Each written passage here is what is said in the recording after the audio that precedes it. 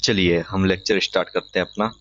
मैं आपको एक चीज बता दे रहा हूँ, यहाँ पे भैया जो क्वेश्चन डिस्कस किया जा रहा है, ठीक है, वो आपके ना बहुत ही बेहतरीन लेक्चर में से एक है। समझ रहे हो, ये जो लेक्चर यहाँ पे जो लेक्चर लिया जा रहा है बहुत ही गजब के आपके लिए क्वेश्चंस लेके आया जा रहा है, जो कि आपके लिए डायरेक्ट बेनिफिट है एग्जाम पेपर में।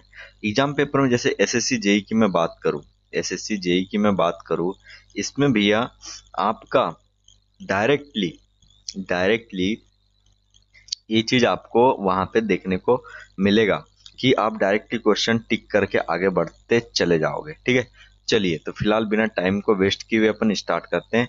और हमारे चैनल को आप सब्सक्राइब कीजिए, वीडियो को लाइक कीजिए, शेयर कीजिए और देखते रहिए, जिससे कि आपका भलाई हो। ठीक है, समझ रहे बात को। चलो यहाँ पे क्वेश्चन नंबर हम बात करते किसका, 13 13 की बात कर लेते हैं, है ना। क्वेश्चन नंबर 13 की बात करते हैं, क्या बोल रहा है यहाँ पे। अ बीम ए बी, देखो ये क्वेश्चन, ये जो लेक्चर है थोड़ा सा लेंदी होगा, क्योंकि ये जो है ना मेंस के क्वेश्चन है, आपको डायरेक्टली एसएससी जेई मेंस में काम देगा। राइट, एसएससी जेई मेंस में यहाँ पे काम देने वाला है। चलो आगे बढ़ जाते हैं। A beam AB is simply supported and has flexural EI.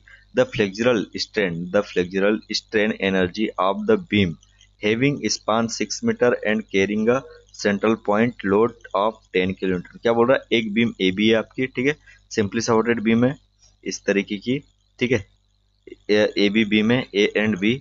अब यहाँ पे बोल रहा है फ्लेक्चुरलिटी ई आई है, ठीक है, कोई दिक्कत नहीं है।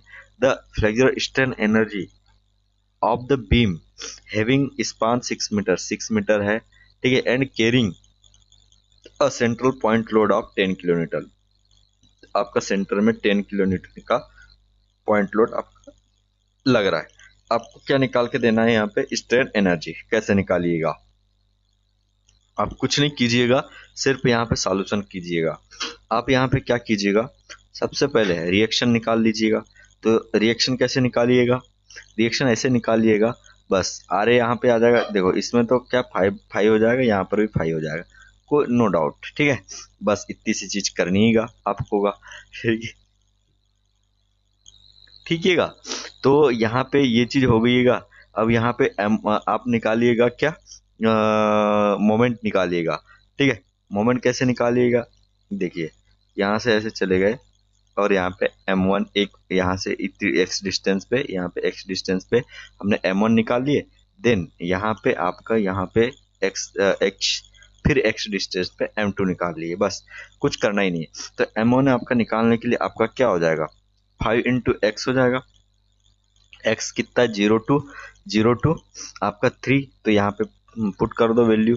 ठीक है, तो यहाँ पे 0 टू 3 है, तो वैल्यू पुट कर देंगे तो हमारा वो चीज निकल के आ जाएगा। नेक्स्ट की बात कर लेते हैं, तो ये हमारा एक चीज हो गया। ठीक है, 0 टू 3। M2 की बात कर लेते हैं। M2 में आपका क्या हो जाएगा, यहाँ पे सिंपल माइनस माइनस 10 हो जाएगा। ठीक है, -10 x-3 ठीक है, +5x, ये चीज हो जाएगा। देन आपका यहाँ पे सिंपली 30 -5x, ये चीज हो जाएगा। और ये जो ये यहाँ की जो डिस्टेंस होगी वो होगी कितना, 3 to 6।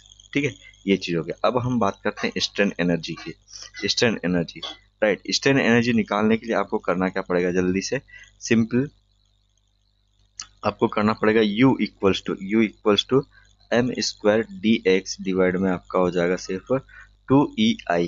Right, m² dx divide में हो जाएगा 2EI, सिंपल। अब यहाँ पे कुछ नहीं करना है आपको, बस m1 की वैल्यू को पुट करना है और आगे बढ़ जाना है। ठीक है, ये चीज याद रखना है, मेन चीज ये याद रखना है। क्वेश्चन इस पे सिंपल फार्मूले पे बना देगा कि स्ट्रेन एनर्जी बताइए। ठीक है, स्ट्रेन एनर्जी बताइए कि मोमेंट जब रहता है तो स्ट्रेन एनर्जी आपको बताना पड़ेगा, तो उसके लिए फार्मूला ये हो जाएगा। ठीक है, m² dx डिवाइड में 2EI। ठीक है, ये चीज आपको याद रखना है। बस आपको करना क्या है, सिंपल सा यहाँ पे सारे को ले लेना है। ठीक है, इक्वल्स टू 0 to 3 5x का होल स्क्वायर डिवाइड में आपका ये हो गया dx और डिवाइड में EI। फिर हो जाएगा आपका प्लस 3 to 6। ठीक है, 3 to 6, फिर यहीं पे क्या हो जाएगा 30 -5x, ठीक है, का होल स्क्वायर डिवाइड में आपका 2EI, बस ये कहानी पूरी चलते रहेगी। यहाँ पे 2EI है ना, ये कहानी चलते रहेगी। ठीक है, फिर प्लस करो, यहाँ पे हो जाएगा कितना, सॉरी कहाँ, अब तो है ही नहीं ना, यहाँ तो है ही नहीं, तो डायरेक्ट आपको इंटीग्रेशन करना है और यहाँ पे वैल्यू को पुट करना है। ठीक है, तो यहाँ पे जो है 225 डिवाइड बाय EI, तो ऐसे आपको सॉल्यूशन यहाँ पे लेना है। ठीक है, तो आंसर आपका सिंपली कितना आ गया, ठीक है, कितना आ गया आपका क्वेश्चन नंबर 13 का, सिंपल 225, 225 और EI, ठीक है, 225 एंड EI, ये आ गया राइट। चलिए अब देखो यहाँ पे क्वेश्चन नंबर 14, क्वेश्चन नंबर 14 में क्या है, देखो क्वेश्चन नंबर 14 में एक्चुअली में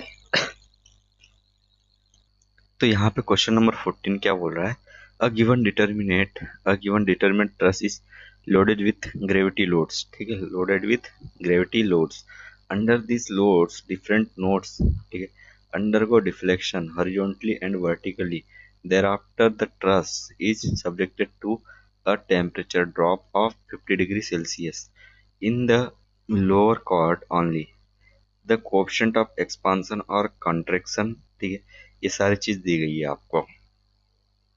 तो आपको यहाँ पे स्टेटमेंट बताना है, क्या बोल रहा है, vertical and horizontal deflection along lower chords, ठीक है, lower chord nodes remains the same, vertical and horizontal deflection along lower chord nodes, ठीक है, remains the same, vertical and horizontal deflection along lower chord nodes cell change, क्या क्या बोल दिया, ठीक है, horizontal deflection along the lower chord nodes cell change but vertical deflection shall not change, ठीक है, ये सारी कहानी बोल रहा है। पहली चीज तो ये क्वेश्चन है आपका गलत है, ठीक है, इसका कोई आंसर ही नहीं दिया हुआ है। चलो नेक्स्ट क्वेश्चन देखेंगे। देखो यार जल्दी जल्दी देखना है क्योंकि ना वैसे ही अपने पास टाइम है नहीं और ये मेंस का क्वेश्चन अपन लगा रहे हैं, फिर भी जल्दी जल्दी कर देंगे, इसको खत्म कर देंगे। देखो, if the span and deep of a parabolic cable R L, ठीक है, एंड एच रिस्पेक्टिवली। अब दूसरी चीज यहाँ पे क्या बोली जा रही है, then the length of cable is approximately equal to, ठीक है, then the length of cable is approximately equal to, right. तो इसमें क्या चीज हो जाएगा, देखो इसमें क्या हो जाएगा, 15 में आप कैसे निकाल लोगे, 15 में कैसे निकाल लोगे, सिंपल है यहाँ पे, equation of parabolic arc, equation of parabolic arc, देखो पहली चीज तो आर्च की बात चल रही है यहाँ पे, ठीक है, आर्च की बात चल रही है, तो इस तरीके का आपका आर्च है, राइट, इस तरीके का आपका आर्च है ये, राइट, और यहाँ से यहाँ तक है आपका एच, ठीक है, ये चीज एच हो गया, ये आपका स्लोप आपका हो जाता है dy/dx, ये आपका स्लोप होता है, कोई दिक्कत नहीं है।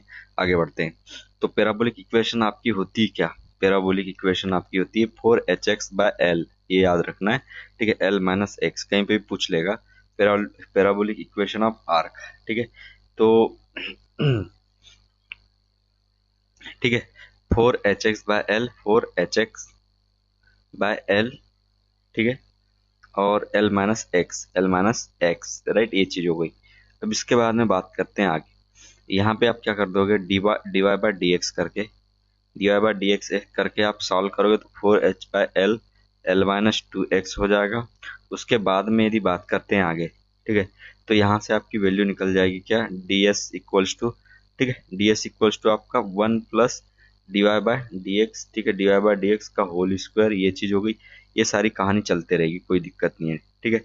आगे की बात करो जल्दी से, आगे की बात में आपका क्या हो जाएगा, ठीक है, कुछ नहीं होगा यहाँ पे, सिंपल आपका जो आंसर निकल कर आएगा वो आंसर निकल कर आ जाएगा आपका सिंपली, ठीक है, डी वाला L plus 8/3h² by L, ठीक है, L plus 8/3h² by L, ये चीज यहाँ पे आ जाएगी। पहली चीज तो ना ऐसे क्वेश्चन आपके एसएससी जेई में उतना पूछेगा नहीं, फिर भी आपको थोड़ा सा स्ट्रक्चर के बारे में ध्यान होना चाहिए।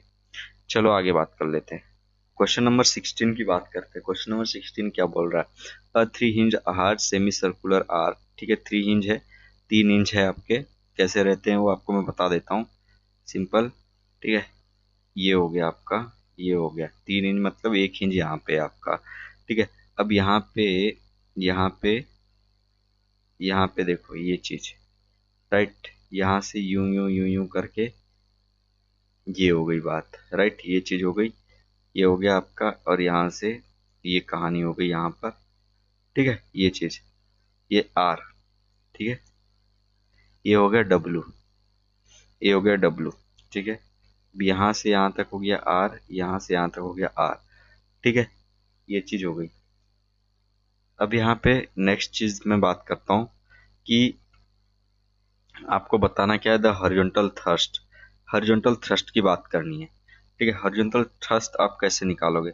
कुछ नहीं, बस आपको ना यहाँ पे वैल्यूज निकाल लेनी है, आर ए आर बी निकाल लेनी है, ठीक है। तो आर ए आर बी कैसे हो जाएगा? आर ए आर बी कैसे निकाल लोगे? सिंपल। तो यहाँ पे R A equals to R B हो जाएगा, और आर बी की वैल्यू कैसे निकालो? W into two R, W into two R divided by two. तो डब्ल्यू आर आपका अल्टीमेट यहाँ पे डब्ल्यू आर रिएक्शन निकल कर आ गई, बस। अब करना क्या है? सिंपल, आपको इक्वेशन, मोमेंट की इक्वेशन लगा देनी है, ठीक है। मोमेंट की इक्वेशन, ठीक है। देखो कैसे लगेगा वो भी बता देता हूँ। Simple, summation M C equals to zero. ये सी कहाँ से लिए अपन ने? सेंटर, ठीक है, सेंटर वाला, ठीक है। और फिर यहाँ पे क्या कर दो? डब्ल्यू इंटू आर, ठीक है, डब्ल्यू इंटू आर। क्या करना है आपको? बस वही सब समीशन करके आपको क्या कर देना है? इक्वल में मतलब upward anti clockwise and clockwise वाला करके आप यहाँ पे कर दोगे, ठीक है। फिर यहाँ पे हो जाएगा आपका H A, right, H A into R, right. H A क्या है आपका? Horizontal thrust. एच ए है हॉरिजॉन्टल थ्रस्ट, याद रखना, ठीक है। और उसके बाद में है इक्वल्स टू आपका वी ए इंटू आर। ये कहानी आपकी यहाँ तक बन गई। अब H A into R, H A into R equals to आपका डब्ल्यू आर का स्क्वायर माइनस डब्ल्यू आर का स्क्वायर बाय टू। ये चीज हो गई। तो एच ए बराबर आपका डब्ल्यू आर बाय टू। ये आपका यहाँ पे थ्रस्ट हो गया, राइट। ये चीज थ्रस्ट हो गया। तो आंसर आपका ये हो गया। जब भी आपका थ्री हिंज आर्च आया, तीन हिंज आर्च आ गए, यहाँ पे आपका ये हो गया, और यहाँ पे ये चीज हो गई। तो आपको करना क्या है? बस एच ए की वैल्यू क्या हो जाएगी आपकी? एच ए की value W R by two, ठीक है। ये हो गई कहानी। चलो नेक्स्ट जल्दी से देखते हैं आपका क्वेश्चन नंबर 16। देखो लेंदी ना इसलिए हो रहा है क्योंकि मेंस के क्वेश्चन है, और थोड़ा सा क्या है, आपको समझाऊंगा नहीं तो फिर क्या मजा आएगा यार। बोल दूंगा ये इसका आंसर है तो भाई समझ ही नहीं आएगा, पता ही नहीं चलेगा, कुछ समझ ही नहीं आएगा। यहाँ पे जीरो फोर्स मेंबर आपको बताना है, ठीक है। जीरो फोर्स मेंबर आपको बताने हैं। कैसे निकालोगे आप? सिंपल है, देखो जीरो फोर्स मेंबर आपके गेट के क्वेश्चन में बहुत ज्यादा पूछता है, ठीक है। तो गेट के क्वेश्चन के पॉइंट ऑफ व्यू से देखा जाए तो बहुत सही है क्वेश्चन, एक ना एक जीरो फोर्स मेंबर का आता ही है। चलो तो इसमें हम बात कर लेते हैं। सिंपल, यहाँ पे चेक करना कैसे निकालेंगे। सबसे पहले देखो कि आपका ऐसा देखो जहाँ पे आपको जैसे परपेंडिकुलर टाइप का दिख रहा हो, तो परपेंडिकुलर हमको यहाँ पे दिख रहा है, ये एक, ठीक है, ये दिख गया आपका। अब यहाँ देखो ये ही जीरो हो गया, तो फिर उसके बाद में ये जीरो हो जाएगा, ये जीरो हो जाएगा, ठीक है। ये चीज हो गई। अब यहाँ पे चेक करो कि दूसरा परपेंडिकुलर वाला कौन सा है। यहाँ पे देखो ये वाला, ठीक है, ये आपका यहाँ पे जीरो हो गया, ये जीरो हो गया, ठीक है। अब ये भी जीरो, ये भी जीरो हो गया। अब ये वाला यहाँ पे चेक करना है, ठीक है। तो ठीक है, आपका ये भी जीरो हो गया, ये भी खत्म, ये भी खत्म। फिर परपेंडिकुलर ये बच जाएगा, तो ये भी जीरो हो गया। उसके बाद में चेक करो आप आगे, ठीक है, आगे चेक करो कि आगे कहीं परपेंडिकुलर बन रहा है या नहीं बन रहा है। ये बन रहा है एक, है ना भाई, ये बन रहा है ना, ठीक है। ये भी जीरो हो गया, ठीक है। अब इसके बाद में आपको कहीं पे दिखाई दे रहा है? नहीं है, उसके बाद कोई भी नहीं है ना। कितने हो गए आपको? देखो यहाँ पे क्यों नहीं हो सकता? क्योंकि यहाँ फोर्स आ गया, वो जीरो फोर्स मेंबर नहीं हो सकता। एक बात याद रखना। और यहाँ पे चेक करना, ये यहाँ पे क्यों जीरो नहीं हो रहा है? क्योंकि देखो यहाँ पे जीरो इसलिए नहीं हो सकता है ये, क्योंकि यहाँ पे दो दो मेंबर आपके मिले हुए हैं, फिर एक तीसरा मेंबर है, तो ये जीरो फोर्स नहीं हो सकता। देखो कितने हो गए? 1 2 3 4 5 6 7, ठीक है। 1 2 3 4, और एक आपने तो एक को छोड़ दिया, यहाँ पर ये भी तो है, ठीक है। ये भी जीरो हो गया, ये भी जीरो, सब जीरो हो गया, तो ये भी तो जीरो होगा। 1 2 3 4 5 6 7 8, तो आपके 8 हो गए, ठीक है। 8 आपका आंसर हो गया। चलो आगे बढ़ जाते हैं जल्दी से। क्वेश्चन 18 की बात करो। क्वेश्चन नंबर 18 में क्या बोल रहा है? A structure is said to be, a structure is said to be statically indeterminate, ठीक है, स्टेटिकली इनडिटर्मिनेंट, ठीक है, स्टेटिकली इनडिटर्मिनेंट। तो इसमें आपका क्या हो जाएगा? The number of unknown reaction, the number of unknown reaction components exceeds the number of equilibrium conditions. ठीक है, the number of unknown reaction components, तो द नंबर ऑफ अननोन्स, ठीक है, the number of unknown reaction components exceeds the number of equilibrium condition, exceed the number of equilibrium condition. ठीक है, statically indeterminate structure की बात चल रही है। ठीक है, तो आपको यहाँ पे समझना है। तो आपकी इक्विलिब्रियम इक्विलिब्रियम जो इक्वेशन होती है, ठीक है, वो कितनी होती है आपकी, बात समझ में आ रही है कितनी होती है? एक्सटर्नल जो इक्विलिब्रियम रिएक्शन होती है वो होती है आपकी 3, summation M, summation F X equal 0, summation M equal 0 और समेशन, ठीक है, ऐसे आपकी 3 होती है, याद रखना है। चलो आगे बढ़ जाते हैं जल्दी से। ठीक है, the number of equilibrium condition exceeds the number of unknowns reactions component.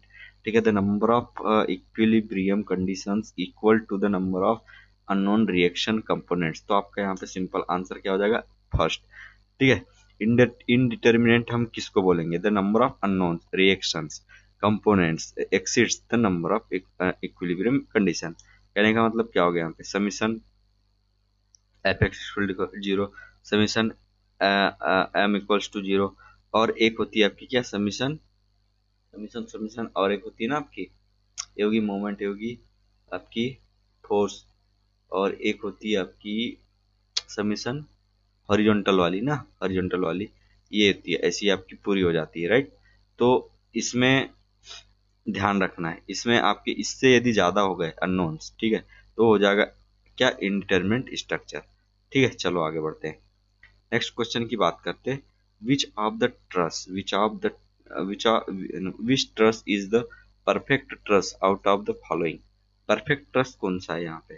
ठीक है, परफेक्ट ट्रस कौन सा है, क्वेश्चन नंबर 19 में। तो परफेक्ट ट्रस्ट निकालने के लिए आपको कुछ करना पड़ता है। क्या करना पड़ता है? देखो, पहला, पहले की बात करो, तो पहले की बात करने के लिए क्या होगा? देखो, इसमें कुछ चीज है, एक इक्वेशन होती है, उसको सेटिस्फाई करना पड़ता है परफेक्ट निकालने के लिए। क्या चीज? 2j-3। परफेक्ट ट्रस्ट के लिए आपको ये चीज करना पड़ता है। चलो, 2j-3, तो आपका पहले की बात कर लेते हैं। तो पहले में आपका हो जाएगा क्या? ठीक है, पहले में आपका 4 है मेंबर, ठीक है, 1 2 3 4, 4 है तो 8 हो जाएगा, 8-3 हो गया, तो इक्वल में आपका 5 हो गया। ठीक है, ये चीज हो गया पहला। दूसरे की बात करते हैं, 2j-3, तो वही चीज हो जाएगी। तो 2j कितने? 3 है, 3 दूनी 6, ठीक है, 3 दूनी कितना हो गया? 3 दूनी 6। बात समझ आ रही कुछ? 3 दूनी 6, तो 6-3, 6-3 बोले तो 3। अब यहाँ पे तीसरे की बात कर लो, तीसरे की बात कर लो। तीसरे में आपका कितने मेंबर हो गए आपके? देखो, 1 1 2 3 4 5 6, ठीक है, क्या चीज? कितने? देखो अच्छे से गिनो, 1 2 3 4 5 6 7 8 9 10 11, ठीक है, 11 है ना, 11।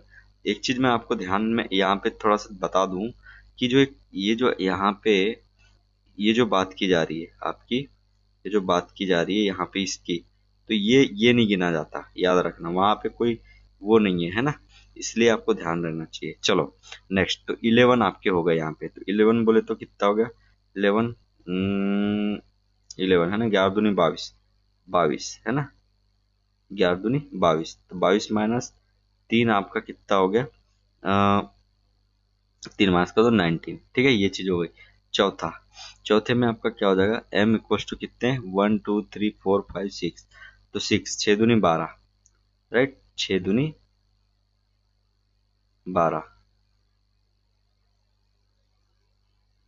एक मिनट यार, कुछ गड़बड़ हो रहा है यार, मैं कहाँ यार मेंबर लगाते हुए चल रहा हूँ यार, कहाँ दिमाग है भाई, दिमाग कहाँ है यार, कुछ समझ नहीं आ रहा है क्या तुम्हें? देखो, सिंपल है यहाँ पे, यहाँ पे एक चीज क्या है कि भाई ज्वाइंट्स, ज्वाइंट्स, ठीक है, ज्वाइंट्स को देखना है। 2j-3 है, 2j-3 m इक्वल्स टू, बात समझ आ रही है? 2j-3 m equals to, right. तो देखो, मेंबर है आपके, मेंबर है यहाँ पे 4, ठीक है, एक अच्छे से ही कर देता हूँ यार। पहला, ठीक है, मेंबर है यहाँ पे पहले में 4 और 2j-3 आपकी इक्वेशन में लगाना है। तो ज्वाइंट कितने हैं, ज्वाइंट भी यहाँ के 4 है, तो यहाँ पे 8-3, तो यहाँ पे हो गया 5। दूसरे की बात करते हैं, यहाँ पे है मेंबर 3, ठीक है, मेंबर है 3, है ना, 1 2 3, और आपके ज्वाइंट भी कितने हैं, 3। तो यहाँ से 6-3, तो यहाँ पे 3 आ गया। फिर यहाँ पे तीसरा मेंबर है 11, मेंबर है 11, ज्वाइंट कितने हैं, 1 2 3 4, ठीक है, 5 6, ज्वाइंट है तुम्हारे कितने, 6, तो 6 दूनी 12, 12-3, तो ये 9, राइट। चौथे की बात करो, चौथे में मेंबर है कितने, 1 2 3 4 5 6, मेंबर है 6, तो ज्वाइंट कितने यहाँ पे, 1 2 3 4 5, 5 आपके ज्वाइंट है, तो 10-3, तो यहाँ पे 7। अब यहाँ पे चेक करो कि आपका कौन सा सही है और कौन सा नहीं। तो इसका एक उदाहरण होता है कि आपका जो मेंबर है ना, मेंबर है, मेंबर से क्या चीज, तो आपका जो मेंबर है ना, वो मेंबर के बराबर ही ये वाली कंडीशन होनी चाहिए। तो ये एक ही चीज में आपको दिख रही है, ठीक है, ये m = 3, तो 3 3, ये हो गया आपका आंसर, ठीक है। कौन सा, दूसरा आपका कौन सा, परफेक्टली ट्रस्ट है, दूसरा ही आपका क्या है, परफेक्ट ट्रस्ट, आपका आंसर ही हो। नेक्स्ट क्वेश्चन देखो जल्दी से, नेक्स्ट क्वेश्चन आपका क्या बोल रहा है। अच्छा चलिए भाई, क्वेश्चन नंबर 20 चेक करो। The flexibility method is known as, flexibility method is known as, flexibility method कौन सी होती है, ठीक है, energy method, equilibrium method, displacement method and force method. इसमें आपका कौन सा हो जाए, फ्लेक्सिबिलिटी मेथड होती है आपकी कौन सी, ठीक है, फोर्स मेथड। आपको मैंने एक चीज बताया था, ठीक है, फ्लेक्जी में एफ आ रहा है तो फोर्स में भी एफ आ रहा है, ठीक है, तो आपका फोर्स मेथड आंसर हो गया। नेक्स्ट क्वेश्चन की बात करते हैं। नेक्स्ट क्वेश्चन बोल रहा है, ठीक है, द गिवन फिगर, ठीक है, सोन इन अ पिन जॉइंटेड। अब यहाँ पे देखो क्या बोल रहा है, what are forces in member B E C D and E D, ठीक है, बी ई मतलब इसमें, ठीक है, उसके बाद में सी डी बोले तो सी डी ये है ना, सी डी में, उसके बाद में आपका ईडी में। तो इसमें आपको मेंबर निकालना है, कैसे निकालिएगा, आप कैसे निकालिएगा, कैसे निकालिएगा, तो सॉल्व कीजिएगा तो आपका आराम से निकलिएगा। तो यहाँ पे बात करते हैं आगे, कैसे सॉल्व कीजिएगा, कुछ नहीं, बस आपको थोड़ा सा दिमाग लगाना पड़ेगा और आपका आंसर आ जाएगा। पर इसमें दिमाग लगाने से पहले मैं बता दूं, ये डेटा इनसिफिशियंट है, तो क्वेश्चन ही गड़बड़ है, ठीक है। तो ऐसा है, तो मैं तो कहता हूँ यार, ये जो क्वेश्चन बनाते हैं काहे को दिमाग खर्च करते हैं, यूपीएससी का पेस्ट कर देना चाहिए ना, कम से कम स्टूडेंट का ही फायदा हो जाएगा। यूपीएससी का मतलब ईएससी का पेस्ट कर देना चाहिए, है कि नहीं, बस भाई कम से कम कोई बंदे ने प्रीवियस ईयर लगाया होगा, जैसे कि यदि तुम में से यदि किसी ने प्रीवियस ईयर इसके लगाए होंगे, तो यहाँ का पेस्ट किया जाएगा कहाँ, एसएससी जेई में, तो तुम्हारा फायदा होएगा, है ना। उसी तरह ईएससी के भी यहाँ पेस्ट कर देना चाहिए, तो किसका फायदा हो जाएगा, स्टूडेंट का अपना फायदा हो जाएगा ना, जो हम मेरे चैनल पे देखेगा उसका फायदा हो जाएगा। चलो आगे बढ़ते हैं, क्वेश्चन नंबर 22 की बात करते हैं। क्या क्वेश्चन नंबर 22 क्या बोल रहा है, a beam A B C मतलब कि समझ रहे हो, कंटिन्यूस बीम है, simply supported A and B, B C is overhang. अच्छा, जो बी सी है आपका क्या है, B C is overhang, B C overhang बोल रहा है ना। अब आगे बात करते हैं, नेक्स्ट है ना, span A B, span A B जो है आपका 8 मीटर है, बी सी है 2 मीटर, ठीक है, ए बी है आपका 8 मीटर, बी सी है 2 मीटर। वहीं पे आपका point D is situated at 3 metre, point D is situated at 3 metre from A, using an influence line diagram और अदरवाइज, ठीक है, find the maximum ordinate at D, find the maximum ordinate at D of the influence line diagram for shear at D. तो यहाँ पे influence line आपको लगाना है, बात समझ आ रही है, इन्फ्लुएंस लाइन आपको लगानी है। तो इन्फ्लुएंस लाइन में क्या हो जाएगा, बात याद रखो, इन्फ्लुएंस लाइन में आपको ध्यान रखना है, इन्फ्लुएंस लाइन में आपका क्या हो जाएगी बात, समझ में आ रहा है कुछ? देखो क्वेश्चन है आपका इस तरीके का, मैं आपको यहाँ पे दिखा देता हूँ। ठीक है, ये है आपका ये, ठीक है, ये आपका यहाँ पे, राइट, ये चीज हो गई। अब यहाँ पे 1 मिनट, इसको थोड़ा सा यहाँ पे करता हूँ। ठीक है, ये हो गया आपका, यहाँ पे आपका सीयर, ठीक है, यहाँ पे आपका सीयर, राइट, ये चीज बात समझ में आ गई। तो यहाँ से 3 मीटर है यहाँ तक, 3 मीटर है यहाँ तक, ये है पॉइंट डी, ये है पॉइंट डी, राइट, ये यहाँ पे ए है, ये यहाँ पे बी है, और ये है सी। ठीक है, यहाँ से यहाँ तक है आपका 8 मीटर, और यहाँ से यहाँ तक है आपका 2 मीटर, राइट, ये चीज हो गई। अब नेक्स्ट बात कर लो आगे कि इसको निकालोगे कैसे। ठीक है, इससे निकालोगे कैसे, तो सिंपल है यहाँ पे क्या चीज, देखो आपको म्यूलर ब्रिस्ला वाला प्रिंसिपल लगाना है यहाँ पे, म्यूलर ब्रिस्ला, उससे आपकी कहानी बन जाएगी। सीयर है यहाँ पे, तो जब सीयर वाला फंडा आता है तो उसमें अपन ऑर्डिनेट कुछ इस तरीके का ऊपर से नीचे की ओर लेके आते हैं। ठीक है, और ये यहाँ से आपका ऐसा चले जाएगा, क्योंकि इधर ओ रहेंगे तो सीधे से वो नीचे चले जाएगा, कोई दिक्कत नहीं, बढ़िया, कोई दिक्कत नहीं है। ठीक है, ये चीज हो गई यहाँ पे।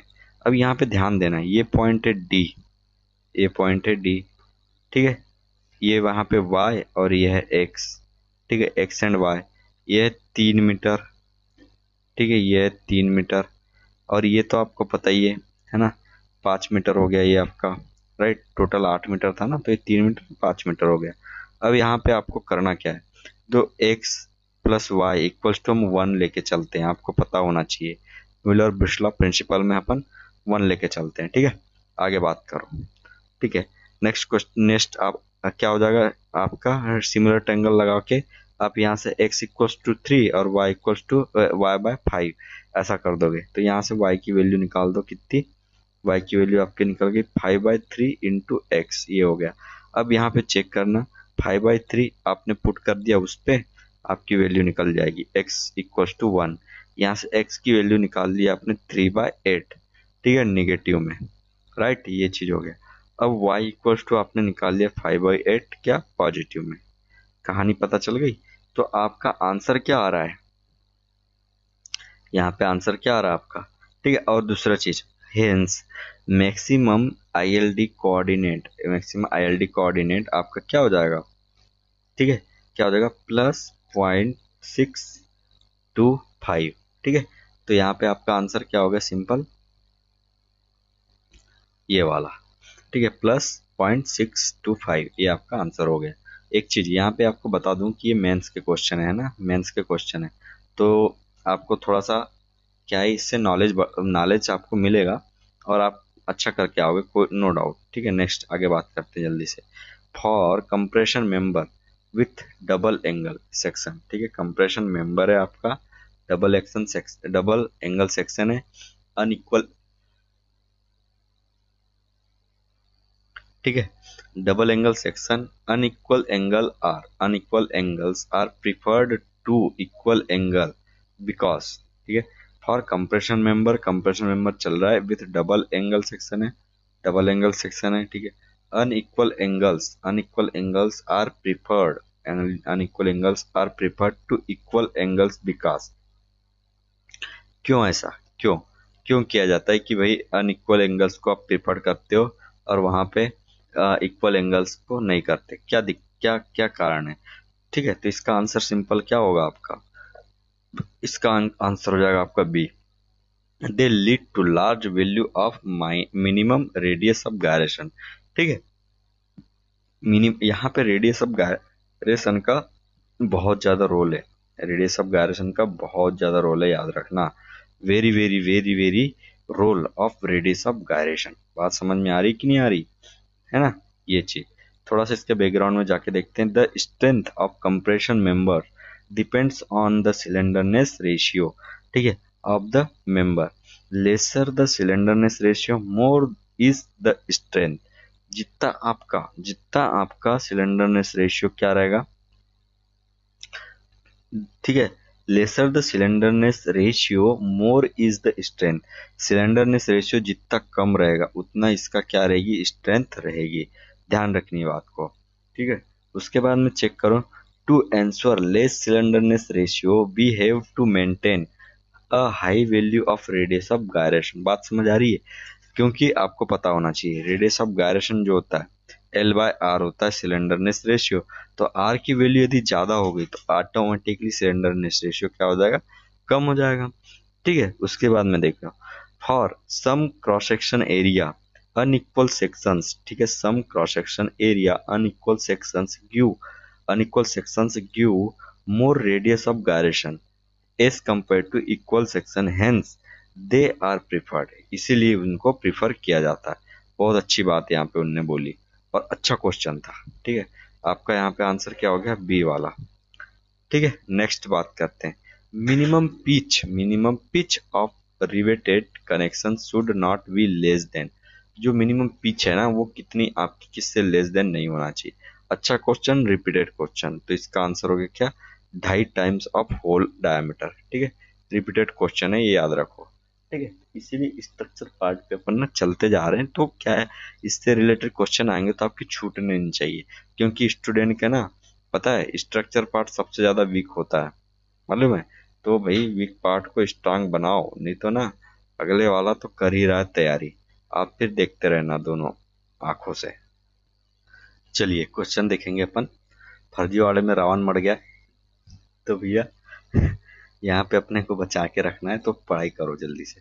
The effective slenderness ratio of a batten, ठीक है, effective slenderness ratio of a batten column, ठीक है, lambda e is taken as 1.1 times the actual slenderness ratio of the column to account for axial deformation, bending deformation, shear deformation, all of the above।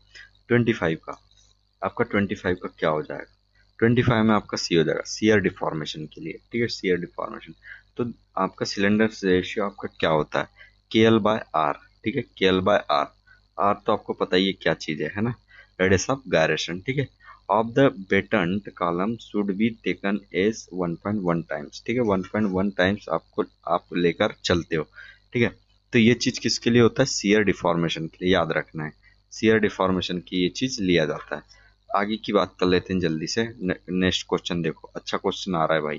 ठीक है, ये question आपका बहुत जगह घूमते रहता है, नो डाउट बहुत जगह घूमता है। इस टाइप के क्वेश्चन को करना बहुत जरूरी है। एसएससी जेई में मेंस में ऐसे क्वेश्चन आपको देखने को मिल ही जाएंगे। तो जब मेंस यदि आपका प्री क्वालिफाई आप अच्छे से कर जाते हो, तो भाई मेंस की क्लास में आपको बहुत ही तबीयत से पढ़ाने वाला हूँ, बहुत ही मजेदार तरीके से पढ़ाने वाला। आप मेंस की क्लास कर लोगे ना तो दीवाने हो जाओगे भाई, मेरे फैन हो जाओगे मेरे चैनल। आप बोलोगे कि मैं इसी का इन्हीं इन्हीं सर का चैनल देखूंगा, मतलब आप खींचे चले आओगे। मैं बोल नहीं सकता भाई, इतनी इतनी इतना अच्छे से मैं पढ़ा दूंगा मेंस का, समझ रहे हो बात को। तो पहले तो प्री का कंप्लीट करो और पहले एसएससी जेई निकालो। चलो, तो यहाँ पे आपका ये सारी कहानी दी हुई है, अपने को निकालना क्या है। ठीक है, the maximum design force for a rivet in the following. Maximum design force आपको निकालना है in for a rivet in the following bracket connection. ठीक है, if spacing between adjacent is between adjacent जो है रिवेट्स इज 150 mm। ठीक है, 150 mm की एक कहानी चल रही है यहाँ पे। देखो अब यहाँ पे कैसे आप निकालोगे, कैसे निकालोगे यहाँ पे बात करते हैं। ठीक है, चलिए क्वेश्चन अपन यहाँ पे सॉल्व करते हैं। ठीक है, ये सारी चीज दे दिए हैं आपको, कितने रिवेट दिए हुए है। ठीक है, 1 2 3 4 5 रिवेट दी हुई है। ठीक है, अब देखो इसमें सबसे पहले फोर्स की बात की जाती है। सबसे पहले फोर्स, ये आपको वो जो 160 है, ये जो दिया हुआ है कितना ई दिया हुआ है। ठीक है, ठीक है, आपका लोड यहाँ पे लग रहा है। तो जब आपका लोड इस साइड में लग रहा है तो आपकी रिवेट्स में किस डायरेक्शन में आपका यहाँ पे क्या क्या होगा वो अपन बात करते हैं। ठीक है, अब यहाँ पे चेक करना देखो। ठीक है, ये यहाँ पे आपका 450 450 किलो न्यूटन का फोर्स आ रहा है। ठीक है, 400 450 किलो न्यूटन का यहाँ पे फोर्स आ रहा है। अब यहाँ पे चेक करना कि कैसे आप यहाँ पे चीजों को आगे लेके जाओ। क्रिटिकल, सबसे पहले आपको क्रिटिकल रिवेट पता करना रहेगा। ठीक है, क्रिटिकल रिवेट आपको पता करना यहाँ पे रहता है। ठीक है, क्रिटिकल रिवेट आपको पता करना रहता है। क्रिटिकल रिवेट कैसे निकाल लोगे? देखो सिंपल है आपका, यहाँ पे यूं हो गया, ठीक है, यूं हो गया आपका। उसके बाद में आपका एफ टी हो गया यहाँ पे, ठीक है, ये हो गया एफ टी। फिर यहाँ पे आपका याद रखो ए हो गया एफ डी, राइट। उसके बाद में एफ आर, ठीक है, एफ आर ये चीज। तो यहाँ पे ये सारी कहानी कैसे आई और कहाँ से आई? देखो, जब आपका लोड ऐसे आ रहा है, ठीक है, लोड आपका इस तरीके से आ रहा है, तो यहाँ से जब आएगा तो एक तो शियर करेगा आपका, है ना, एक तरीके से रिवेट जो प्लेट ऐसे लगी हुई ना, प्लेट लगी हुई है, ये जो देखो ब्रैकेट कनेक्शन जो बोला जा रहा है, तो आपका ये एक तरीके से प्लेट है ना, रिवेट की हेल्प से लगा हुआ है, राइट। तो यहाँ पे भैया ये लोड जब आएगा तो सिंपल सी बात है, रिवेट पे आपका फोर्स ट्रांसफर होगा। तो यहाँ पे जो फोर्स आएगा, एक तो शियर फोर्स आएगा, दूसरा टॉर्सन फोर्स आएगा, ठीक है, समझ रहे हो? क्योंकि ये देखो यहाँ पे इस तरीके से आपका मूवमेंट होगा, तो ये यहाँ पे टॉर्सन फोर्स भी आएगा, टॉर्सनल फोर्स भी आएगा, ठीक है। उसके बाद में दूसरी चीज, और टॉर्सनल फोर्स आएगा, शियर फोर्स आएगा, दो फोर्स आएंगे, ठीक है। अब ये दो फोर्स आने के चक्कर में, ठीक है, एक रिजल्टेंट फोर्स भी आएगा, ठीक है, इस डायरेक्शन में। चलिए, तो यहाँ पे अपन ये सारे फोर्स कैलकुलेट कर लेते हैं, उसके बाद में आपकी कहानी क्या बनती है वो देखते हैं। तो यहाँ पे जो रिवेट है, बात समझ में आ रही है? जो रिवेट है आपका, ये वाला रिवेट क्रिटिकल रिवेट होगा, ठीक है, ये वाला रिवेट आपका क्रिटिकल होगा। तो हम बात करते हैं सबसे पहले शियर फोर्स की, ये वाला एफ डी की, ठीक है। तो इसमें क्या होता है, कैसे निकालोगे? ठीक है, कुछ नहीं करना है, ठीक है। यहाँ पे आपको करना पड़ेगा क्या, 450 डिवाइडेड बाय 5, क्योंकि ये जो आपका कहना चाहिए 5 आपकी रिवेट है ना, ठीक है, 1 2 3 4 5, 5 रिवेट है आपकी।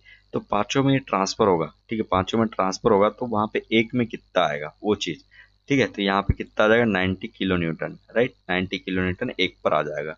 दूसरी बात करते हैं टॉर्सनल टॉर्सनल फोर्स की बात करते हैं। टॉर्सनल फोर्स ये कैसे निकालोगे? कुछ नहीं करना है आपको, पी इंटू ई आपका एक तरीके से मोमेंट आ गया, ठीक है, इंटू में आपका हो गया आर, ठीक है, इंटू में आपका आर हो गया, और मल्टीप्लाई डिवाइड में आपका क्या हो जाएगा, समीशन आर का स्क्वायर, ये चीज हो गई।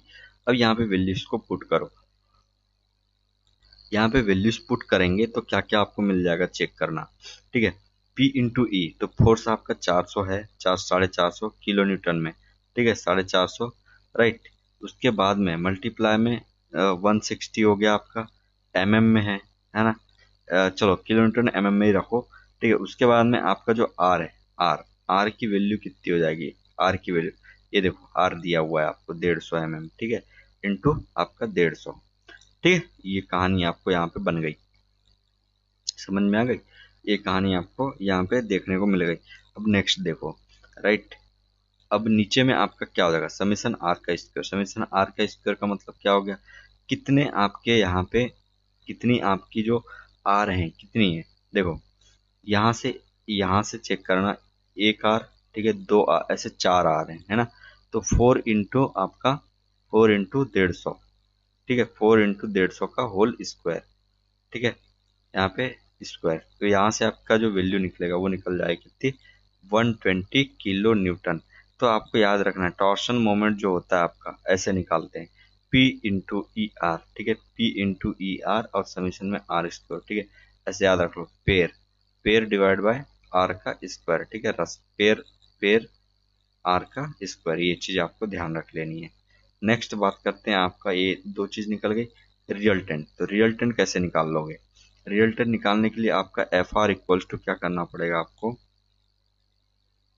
एफ आर इक्वल्स टू आपको करना पड़ेगा, ठीक है, एफ डी का स्क्वायर प्लस एफ टी का स्क्वायर प्लस, ठीक है, 2 एफ टी कॉस 90 डिग्री, ठीक है, सब 90 पे ही है, थीटा इक्वल्स टू 90 है, ठीक है। तो ये आपका यहाँ पे फार्मूला लगा देनी है।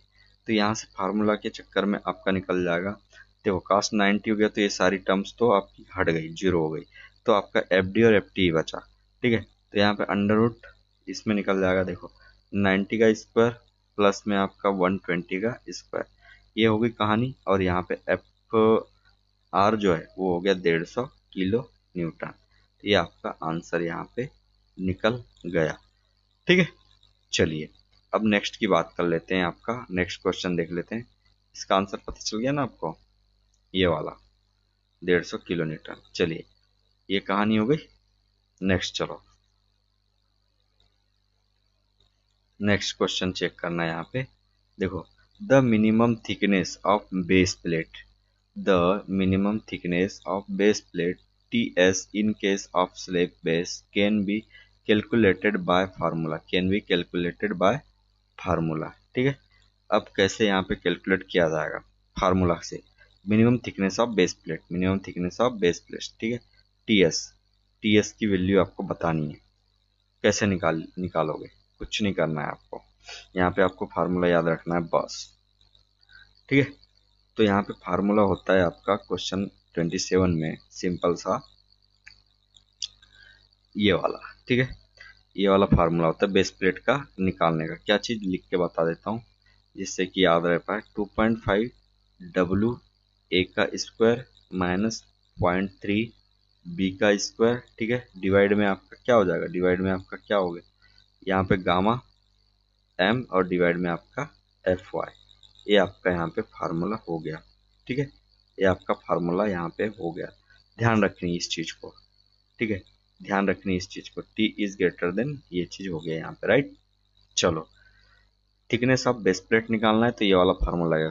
कौन सा, 2.5 डब्ल्यू, ठीक है, ब्रैकेट में ए का स्क्वायर माइनस 0.3 बी का स्क्वायर और मल्टीप्लाई में गामा एम डब्ल्यू, या हाँ गामा, या फिर इसको ऐसे करो, डिवाइड में आपके एफ बाय डिवाइड में गामा एम डब्ल्यू कर दो। ठीक है, ये चीज़ हो गया F by gamma M W. ठीक है, और अंडर रूट में 2.5 डब्ल्यू ए का स्क्वायर माइनस 0.3 बी का स्क्वायर, 2.5 डब्ल्यू ए का स्क्वायर माइनस 0.3 का 0.3 बी का स्क्वायर डिवाइड में एफ वाई डिवाइड में गामा एम डब्ल्यू, ये चीज़। चलो नेक्स्ट बढ़ते हैं आप जल्दी से। क्वेश्चन नंबर आप चेक कीजिएगा 28। ठीक है, 28 में क्या बोल रहा है आपका, 28 में आपका बोल रहा है कि the top chord of a roof truss is inclined. ठीक है, टॉप जो आपका टॉप कार्ड है, top chord of a roof truss is inclined at an angle of 20 degree. चलिए क्वेश्चन यहाँ पे देखो, है ना, roof truss is inclined at an angle 20 degree. ठीक है, at an angle 20 degree, no access is provided for maintenance. ठीक है, no access is provided for maintenance, the live load to be considered live load is to be considered। ठीक है, considered for the design will be, for the design will be। ठीक है, देखो यहाँ पे the top chord of a roof truss is inclined at an angle of 20 degree, right, ये चीज हो गया। अब यहाँ पे कैसे इसको, आप इसका आंसर क्या हो जाएगा,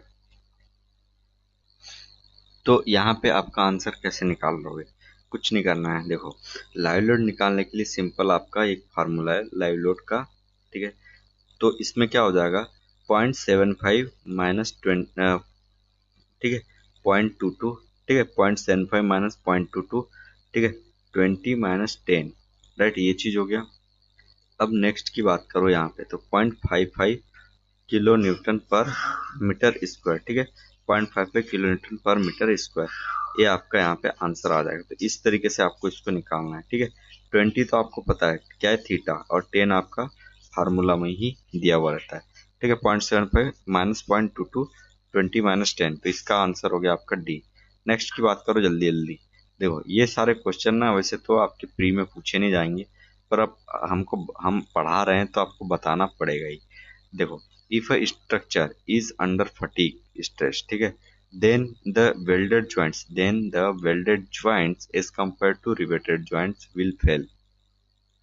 if a structure is under fatigue stresses, ठीक है, then the welded joints as compared to riveted joints will fail। ठीक है, जो आपका क्या बोलना चाहिए, जो रिवेटेड जॉइंट्स है उसमें आपका और वेल्डेड जॉइंट्स है उसमें क्या हो जाएगा, उसमें कैसे फेल हो जाएगा, ये यहाँ पे बात की जा रही है। तो 29 का सिंपली आपका आंसर तो हो जाएगा बी। ठीक है, लेटर फेल, फेल जो होगा वो लेटर होगा। क्यों, देखो बात करते हैं। Fatigue is the weaken of material caused by ठीक है, caused by repeatedly applied loads during riveting, ठीक है, during riveting rivets are rivets are hammered and they completely fill the holes, ठीक है, leaving no scope of expansion and contraction. Due to this high stresses generates, ठीक है, in rivets under fatigue loading and they fail earlier. बात समझ में आ गई? पूरी कहानी समझ में तो आ ही गई होगी। कैसे? कहने का मतलब क्या हुआ, रिवेट आपने डाला, ठीक है, रिवेटेड जॉइंट आपने किया, ठीक है, रिवेटेड आपने किया, तो उसमें अपन करते क्या है, एक बात याद रखो, सीधे हम उसके अंदर में रिवेट को फिल करते हैं, डाया में रिवेट को फिल करते हैं और क्या कर देते हैं, हेमर्ड कर देते हैं। क्या कर देते हैं? हेमरिंग एक्शन प्रोवाइड करके उसको एक तरीके से पूरा जो स्केप रहता है, होल रहता है, उसको पूरी तरह से फिल कर दिया जाता है। अब वहां पे किसी भी प्रकार का एक तरीके से स्पेस नहीं बचता। अब यहाँ पे क्या होगा कि रिवेट के चक्कर में वहां पे आपका आएगा स्ट्रेसेस, तो इजीली वो फेल हो जाता है एज कम्पेयर टू वेल्डेड। तो इसीलिए आपका ना अधिकतर अधिकतर वेल्डेड आपका वेल्डेड कनेक्शन प्रोवाइड किया जाता है। ठीक है, चलिए आगे बढ़ते हैं। तो यहाँ पे आपका चेक करना कैसे होएगा, आपका क्वेश्चन नंबर 30, ठीक है, यहाँ पे देखो, allowable vertical deflection for gantry girder, ठीक है, gantry girder with crane load, ठीक है, electronically operated up to 50 tons. तो यहाँ पे कितना हो जाएगा, इसका आंसर क्या हो जाएगा, 30 है ना। तो इसका सिंपली आपका बी हो जाएगा कितना, स्पान बाय 750। ठीक है, जब भी गेंट्री गर्डर वाली बात आई, क्रेन वाली बात आई विथ क्रेन लोड, ठीक है, गेंट्री गर्डर वाली बात आई, ठीक है, क्या चीज, गेंट्री गर्डर। तो गेंट्री गर्डर में ये कहानी जब होती है तो स्पान बाय 750 आपका यहाँ पे आंसर हो जाएगा। क्वेश्चन नंबर 31 की यहाँ पे बात करते हैं, क्या हो जाएगा यहाँ पे, देखो यहाँ क्या बोल रहा है कि अकॉर्डिंग टू कॉस्ट, ठीक है, तो यहाँ पे आपका आंसर हो जाएगा सबसे पहली चीज तो डी, ठीक है, 1-1 हो जाएगा, दोनों के लिए यहाँ पे 1-1 हो जाएगा, ठीक है, क्योंकि जो सेमी कॉम्पैक्टेड होता है ना, semi compact it is ZE divided by ZP, तो इसका आपका आंसर हो जाएगा डी। चलिए नेक्स्ट की बात कर लेते हैं। नेक्स्ट क्वेश्चन यहाँ पे बोल रहा है the deep structural members subjected to load traverse load are called, ठीक है, traverse load are called, right. तो यहाँ पे सॉरी, ट्रांसवर्स लोड, ठीक है, ट्रांसवर्स लोड्स आर कॉल्ड। तो इसमें क्या हो जाएगा आपका क्वेश्चन नंबर 32, तो 32 में हो जाएगा सिंपली सी, प्लेट गर्डर, ठीक है, plate girder, right, plate girder, ये आपका आंसर हो जाएगा। चलिए नेक्स्ट बात करते हैं जल्दी से, question number 33, the optimum thickness of web TW, optimum thickness of web TW, इसका फार्मूला क्या हो जाएगा, इसका फार्मूला सिंपल है आपका m divided by FY K का स्क्वायर और ऊपर में आपका 0.33, ये आपका आंसर हो जाएगा, ठीक है। ये चीज मतलब कि TW equals to m divided by, ठीक है, m divided by FY K square, इसका आंसर आपका सिंपली ए हो गया, है ना, m divided by FY K का स्क्वायर और आपका 0.33, m divided by FY K का स्क्वायर, है ना, m divided by FY K का स्क्वायर और ऊपर में आपका 0.33, है ना, 0.33, m divided by FY K का स्क्वायर 0.33 आपका यहाँ पे आंसर हो जाएगा, ठीक है। चलिए आगे बढ़ते हैं। राइट। क्वेश्चन मैंने फिर, चलिए नेक्स्ट क्वेश्चन देख लेते हैं। In a singly reinforced balance section if M30 concrete and Fe 415, ठीक है, is use, then the value of neutral axis factor in LSM। 415 के लिए क्या हो जाएगा? 415 के लिए सिंपल यहाँ पे हो जाएगा 0.48, है ना, 0.48, 34 का C, ठीक है। 415 के लिए 0.48 होता है, 500 के लिए 0.46 होता है, और 200 आपका, ठीक है, 250 के लिए आपका हो जाता है 0.53, ठीक है। चलो आगे बढ़ जाते हैं। क्वेश्चन नंबर 35 में यहाँ पे क्या बोल रहा है? The maximum area of tension steel in a beam shall not exceed, इसका आंसर हो जाएगा सिंपल 35 का C, 0.04 BD, ये आपका आंसर हो जाएगा, ठीक है। नेक्स्ट क्वेश्चन यहाँ पे है effective length width, effective flange width continuous beam, ठीक है, T beam is effective flange width, ठीक है, effective flange width of a continuous T beam is, ठीक है, effective flange width of a continuous T beam is, ठीक है। यहाँ पे आपका क्या हो जाएगा आंसर? तो इसका आंसर सिंपल यहाँ पे ये हो जाएगा, ठीक है, L0 divided by 6 B plus 6 DF, ये आंसर हो जाएगा इसका, ठीक है। L0 plus L0 by 6 plus BW plus 6 DF, ठीक है, ये चीज L0 by 6 plus BW plus 6 DF, ये आपका, ठीक है, ये वाली विड्थ होती है, फ्लैंज विड्थ ये निकालने का फार्मूला था कंटिन्यूस टी बीम के लिए। यहाँ पे और भी दूसरी बीम्स है, उसके बारे में बात कर लेते हैं। Isolated isolated L beam, isolated L beam का यहाँ पे फार्मूला हो जाएगा कि क्या? 0.5 L0, ठीक है, L0 बाय 6 प्लस 4, ठीक है, 0.5 L0 डिवाइड में हो जाएगा L0 by 6 plus 4 plus BW, ये चीज हो जाएगा, ठीक है। 0.5 L0 डिवाइड में L0 by 6 plus 4 plus BW। दूसरा आइसोलेटेड टी बीम की बात करते हैं, तो आइसोलेटेड टी बीम में हो जाएगा L0 बाय L0 डिवाइड में 6 प्लस 4 प्लस में BW, ठीक है। कंटिन्यूस एल बीम में हो जाएगा, कंटिन्यूस एल बीम में हो जाएगा यहाँ पे सिंपली, ठीक है, कंटिन्यूस एल बीम, तो इसमें हो जाएगा L0 by 12 plus BW plus 3 DF, L0 by 12 plus BW plus 3 DF, ठीक है, L0 by 12 plus BW plus 3 DF। वहीं पे कंटिन्यूस टी बीम में हो जाएगा, कंटिन्यूस टी बीम में L0 by 6 plus BW plus 6 DF, ठीक है, ये चीज L0 by 6 plus BW plus 6 DF, L0 by 12 BW plus 3 DF, यहाँ पे ये आंसर हो गया, ठीक है। तो इतने आपके चार यहाँ पे है,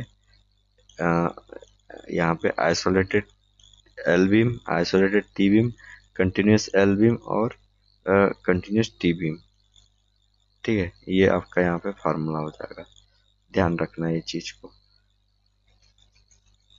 तो इसका आंसर यहाँ पे सिंपल ए हो जाएगा, ठीक है। तो ये यहाँ पे, चलो नेक्स्ट बढ़ते हैं आगे। 37 की यहाँ बात करते हैं। 37, क्वेश्चन नंबर 37 में बोल रहा है maximum spacing the maximum spacing of shear reinforcement measured along the axis of the member, ठीक है, member shall not exceed for the vertical stirrups, ठीक है, वे where D is the effective depth of section. The maximum spacing of a shear reinforcement measured along the axis of the member shall not exceed for the vertical stirrups where D is the effective depth of the section. अब यहाँ पे क्या हो जाएगा, इसका answer क्या हो जाएगा, 37 का सिंपल सी। ठीक है, 0.75 डी आपका यहाँ पे आंसर हो जाएगा, इसको ध्यान रखना है। क्वेश्चन नंबर 38 में क्या बोल रहा है, 38, determine the minimum and maximum longitudinal reinforcement for a square column of size 300 mm into 300 mm having clear cover of 25 mm, having clear cover 25 mm। ठीक है, 500 mm स्क्वायर एंड 3750, इसको कैसे निकाल लोगे। ठीक है, 38 क्वेश्चन नंबर 38 में